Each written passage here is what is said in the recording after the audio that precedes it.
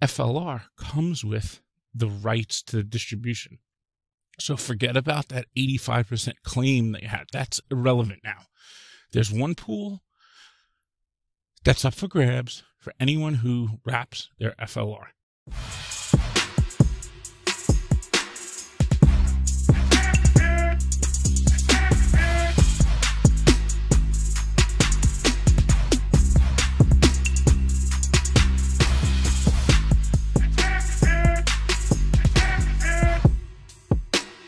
It's important to keep in mind with the FlareDrops that these are not inflationary rewards. This is part of a distribution.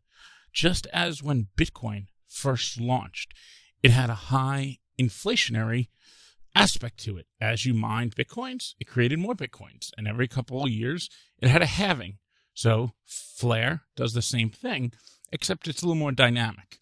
So the FTSO rewards that come out and the validator rewards, those are the true inflationary rewards. That's minting new tokens on top of the total supply.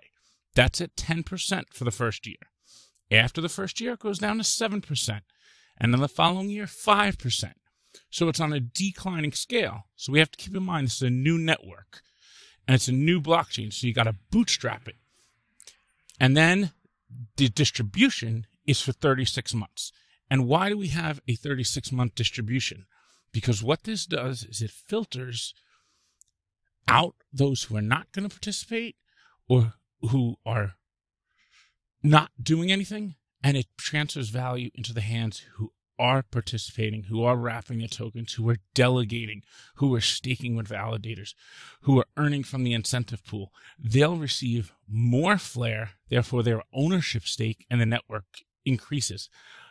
The key being after 36 months, it's a hard cutoff. There is no more distribution. That 24 billion, I think it's 24.2 billion, ends. So 676 million per month coming out.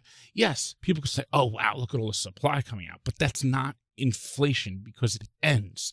So it's the part of the bootstrapping of the network. So we have a beta for about roughly around 6 more months, which is a total of 9 months since we launched in January. This is a blockchain, not a project, not a dApp, not a protocol. It's a blockchain network that has 2 embedded protocols in it trying to solve the biggest problem in blockchain and crypto, which is bringing data in and interoperability between networks for data and value. So that's the difference here. So it's important to keep in mind that the price chart might not reflect over the next 3 years. The price could stay flat at 5 cents, but you could 10x or more than 10x your value by just receiving the distribution and maintaining or growing your share in the network. FLR comes with the rights to the distribution. So forget about that 85% claim they had. That's irrelevant now. There's one pool that's up for grabs for anyone who wraps their FLR. And then there's the FTSO rewards. So you could earn from there, from delegating. And after beta, there'll be staking rewards that you could earn. And then there'll be the incentive pool. So if you mint F assets or X assets, you'll earn from the incentive pool, which then will drive TVL because a lot of that will be used for collateral. And then the final piece and then governance as well. You'll be able to vote. But the final piece is the key, and then probably the most important one is the FLR can earn you outside currencies. So the ability to earn XRP, earn BTC, earn these other blue chip cryptos, Filecoin, whatever it is, Algo, ADA, earning those with your FLR on top of all this, then just increases your value because then you could then mint those onto Flare and earn more with them and creating these feedback loops. And as there's more things to do with different type of collateral positions, like there could be anything from staking with the validators and relayers to maybe an insurance protocol or minting your own F assets. And you could split that up into multiple different things. So that's why it's going to get more complex with the strategies as we go along. Right now, you do not want to look at this like a price chart. That is the last way to look at this in the way of, oh, well, the price went here and did this, because you're not taking into account then that there's a 3-year distribution with a hard cutoff. Now, after 3 years, that's a different story, because then there's no more distribution, and we'll be at under 5% inflation, and there'll be very little coming out, even from the 20 billion that's in the incentive pool. There will be minimal coming out, and then it becomes a very mature network. But like any network, they need time to mature. You can't expect something to be day one in a super deflationary mode. And deflationary is not always the best for a network to bootstrap. This is game theory and mechanism design. The incentive for the FTSO and the inflationary rewards is to provide that data to the network. That's what brings it in. And there's a slight component of proof of stake. Now, it's not the core component, the way Avalanche puts staking at the center of their tokenomics. Flare doesn't do that. It's a small part. It's there, and it's going to lock up more FLR.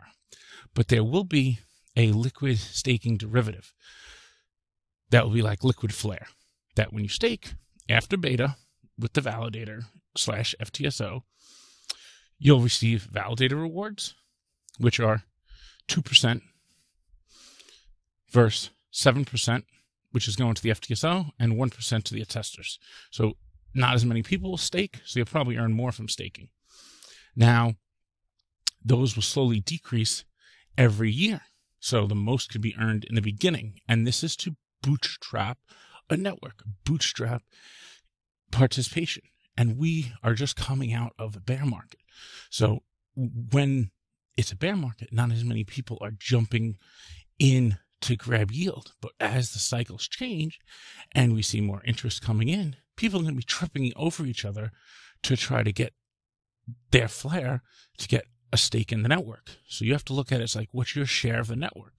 So the price is not the most relevant factor. And that's going to be the most difficult thing, I think, for the broader community to really grasp. It will take a while before they see that, oh, we can look at a chart and it's doing this, but the chart doesn't matter. So this is why chart is just a tool, and it's not always the end all, because if there's a distribution taking place, so why is it distributing for 3 years? It's doing this so that at the end of those 3 years, it's a broad distribution already with the airdrop.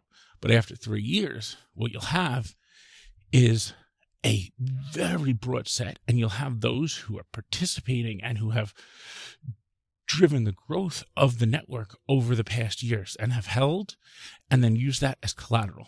FLR's main use case that we see right now is as pristine collateral. Why is it pristine collateral? Because the asset can be used simultaneously as collateral and earn the FlareDrops, the FTSO delegations, the validator rewards, and governance voting in the network, as well as used as collateral. Those are all can be done simultaneously. With Bitcoin, for example, you can't do that. This is why the design of the original F-asset system, the agents system, would work, because nobody's just going to put FLR as collateral waiting to be used. It's not earning anything. But since the FLR earns the distribution in the beginning and earns the FTSO rewards, agents would be okay waiting for it to be utilized as collateral, because then it will earn underlying assets. Real yield. So real yield is earning other assets, other blue chip cryptos with your native token. That's the key here. We're going to be driving into a token economy.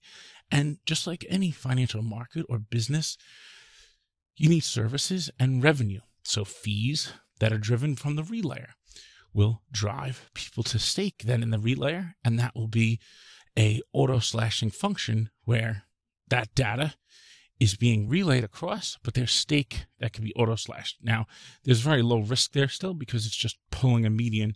It's pulling the price from the FTSO and relaying it across. But you have to be on Flare to do that.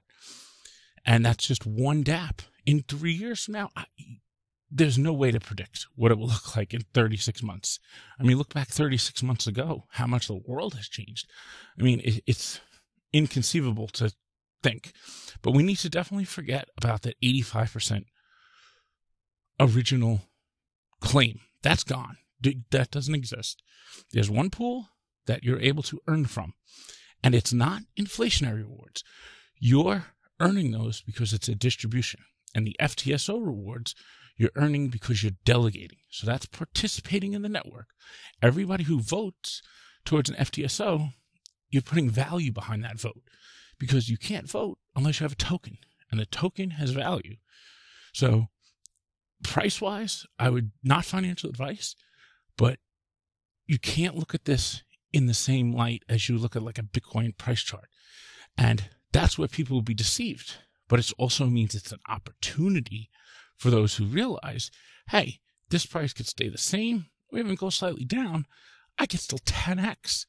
While everyone else might look at the chart and say, oh, they made nothing, but really they 10x'd their bag. So what's the difference if you 10x'd your amount that you hold and the price stayed the same, or the price 10x'd? Same difference.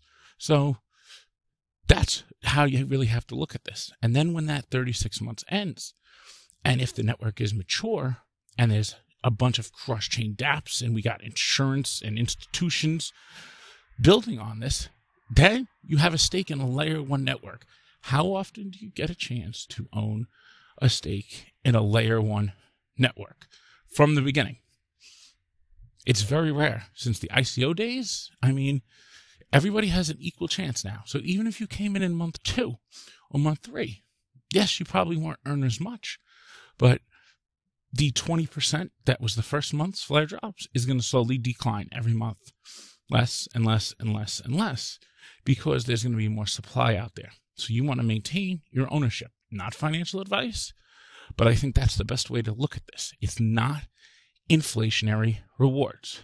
Whereas like Bitcoin, similarly, in the beginning, you have to bootstrap a network. You have to incentivize participation.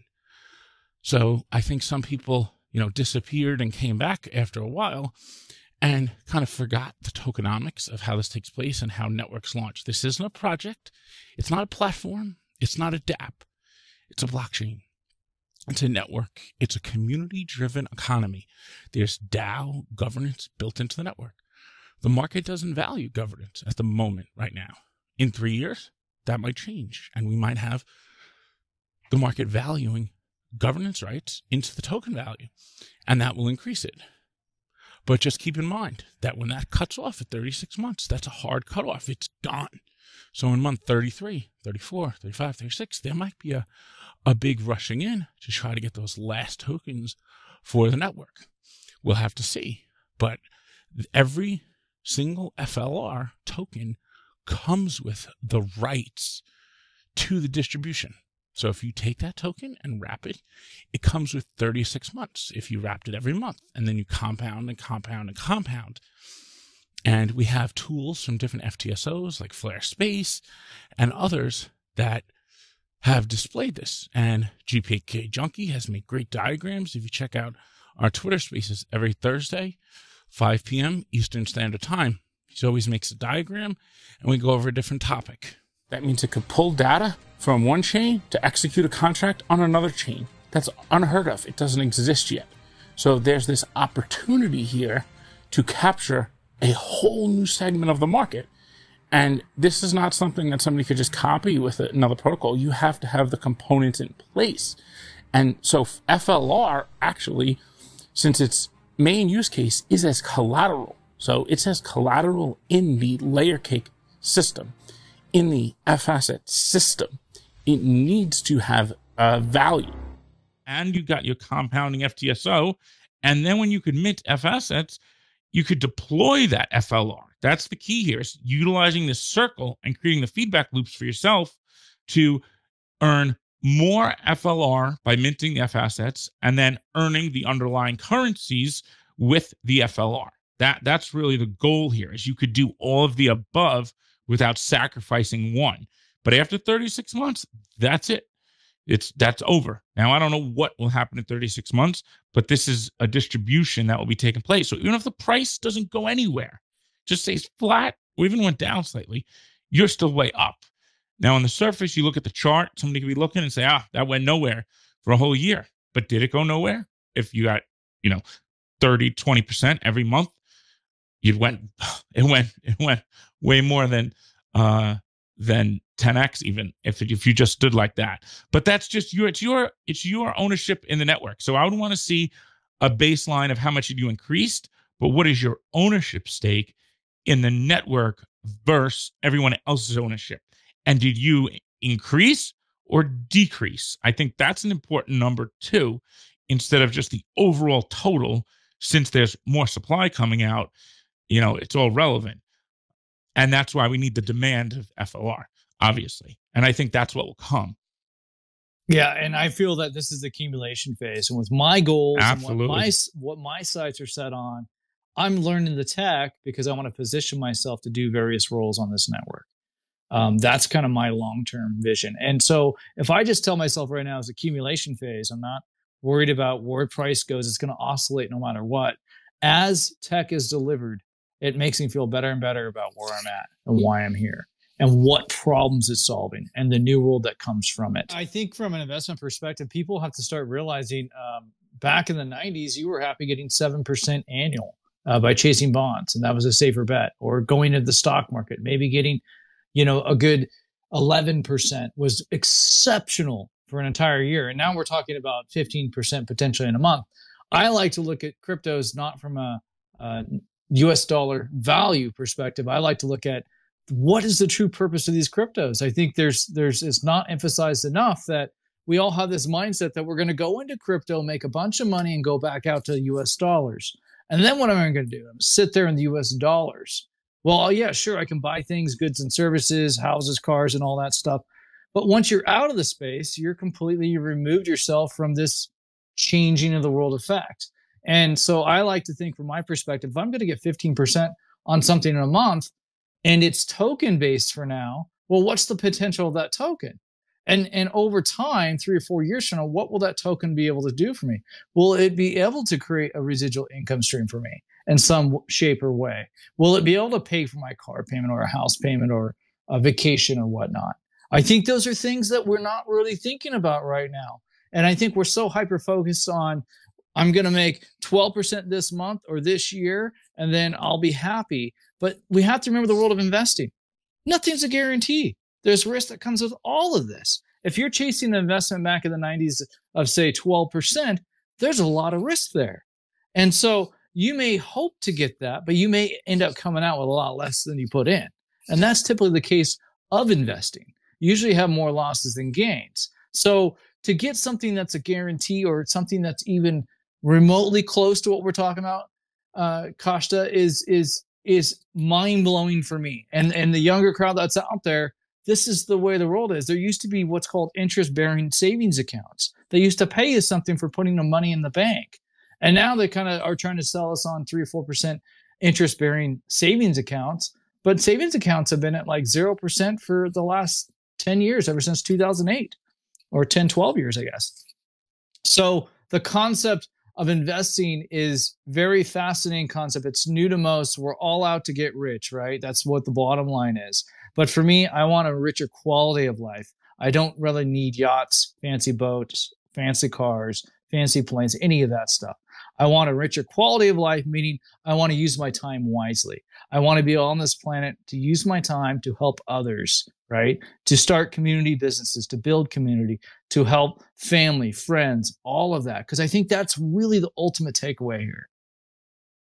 Yeah, I just hope people are grasping it. And, this is an exciting time to be around. And we're not going to have this opportunity ever again, especially with the Flare network. It's a one-time rodeo. That's it. Either you're in it or you're not. You can come in and leave and come back. You're proportionally probably more than likely not going to have as big a stake in the network. If this is the Google, this is the new Google of the world, or the new Apple of the world to come, or the new Tesla, whatever company you want to try to compare it to, this isn't a company. Just keep that in mind. This is humanitarian, life-changing systems, and us having an individual stake in that system. It's never been possible before. It's like owning a stake in the internet. And so I think you guys really need to sit back and realize what you own. And to get in and get out for the quick dollar, that's not what this is about. Put price aside, focus on the tech, focus on the fundamentals, focus on the existing overreaching constraints of the industry and how these constraints are being handled. I think that's where the value is. And be patient. It's tough to be patient in the world we live in right now, but if you can find it every day, take it one day at a time. Patience, patience, patience. You know, become a better human. That's what this is all about.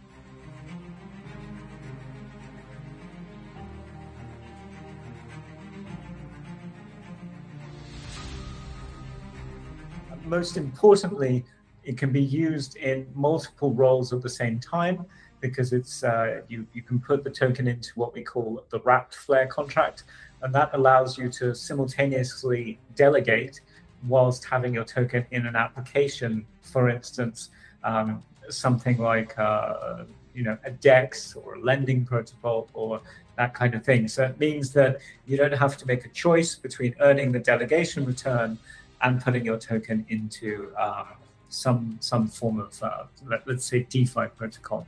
So that's the core use of the asset.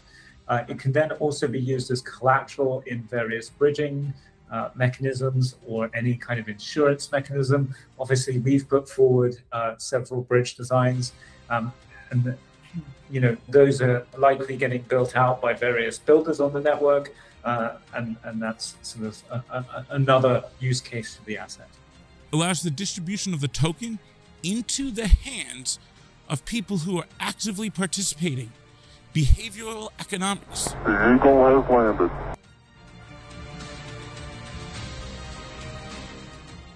You got it on the ground floor for tokens of a layer 1 network.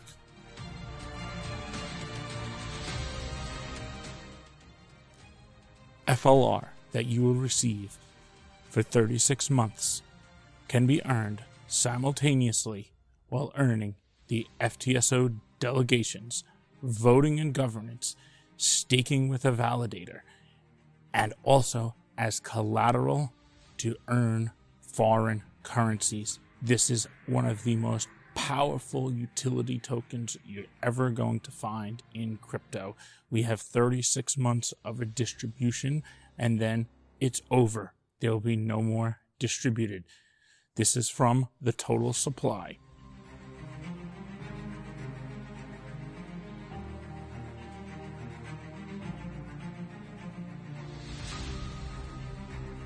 Most importantly, it can be used in multiple roles at the same time, because it's you can put the token into what we call the wrapped Flare contract, and that allows you to simultaneously delegate whilst having your token in an application. For instance, something like a DEX or a lending protocol or that kind of thing. So it means that you don't have to make a choice between earning the delegation return and putting your token into some form of, let's say, DeFi protocol. So that's the core use of the asset. It can then also be used as collateral in various bridging mechanisms or any kind of insurance mechanism. Obviously, we've put forward several bridge designs, and those are likely getting built out by various builders on the network.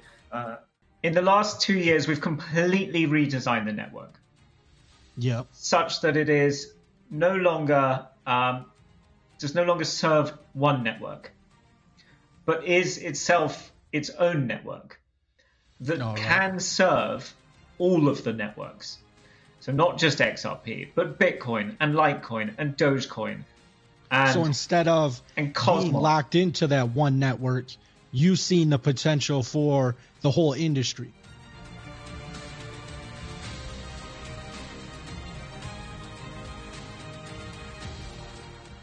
To us, the utility in serving multiple networks, especially the smart contract networks, the newer smart contract networks, being able to tie up between XRP, Bitcoin, and the smart contract networks, and Ethereum L2s, this is where the utility is. It's acting as the bridge between you know, all of these different things. The key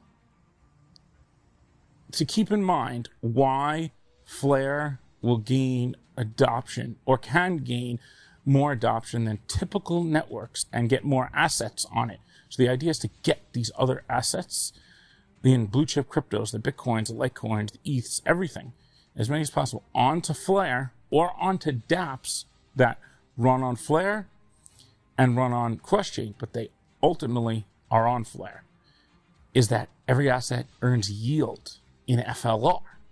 No other network pays you yield in their native L1 token to bring your asset there. That's unheard of. So then they become a vested stakeholder. So it's not like earning some random dApp token or yield farming token that people are just going to dump. It's the community who drives the adoption and the development and the use of that network and its applications. That's why we, as the foundational community of Flare, not financial advice, none of this is financial advice,